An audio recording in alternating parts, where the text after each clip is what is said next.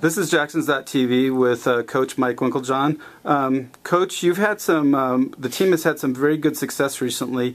Can you comment on some of the performances recently?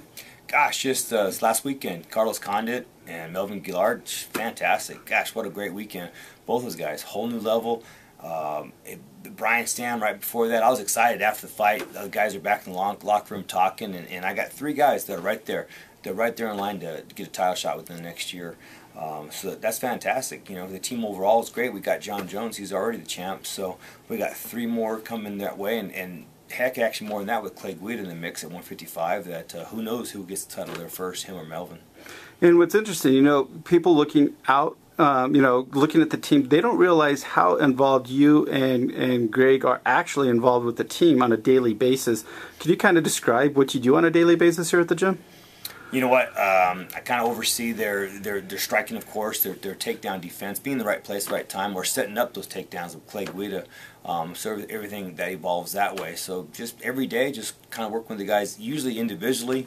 I give them a lot of individual time, a lot of tactic training, a lot of hands-on training, repetition with what they need to do. So that way, when we put a strategy together, they have those abilities behind them, and they're confident with them. They can pull off in the cage.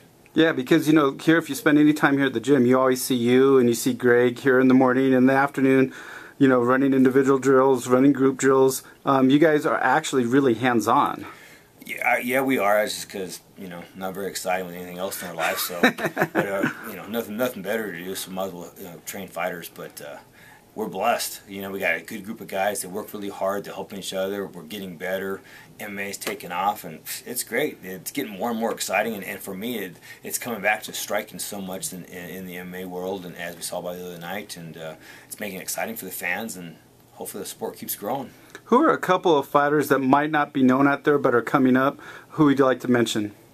You know what, Willie Parks is coming up, you know, a great wrestler coming up, an Olympic level wrestler. He's on his way, coming toward the top. Buddy Roberts, he's the main event on our card coming up this weekend. Both those guys are on their way. You know, people are going to see him. We've got John Dotson, a lot of people don't know about him, but some big things hopefully are going to jump out here at people real soon. And Little John fights at 125, and he's the most exciting fighter in the world. I mean, period. I don't care what everybody says. I don't think Pettis jumping off cages. Little John's done it before and done it better.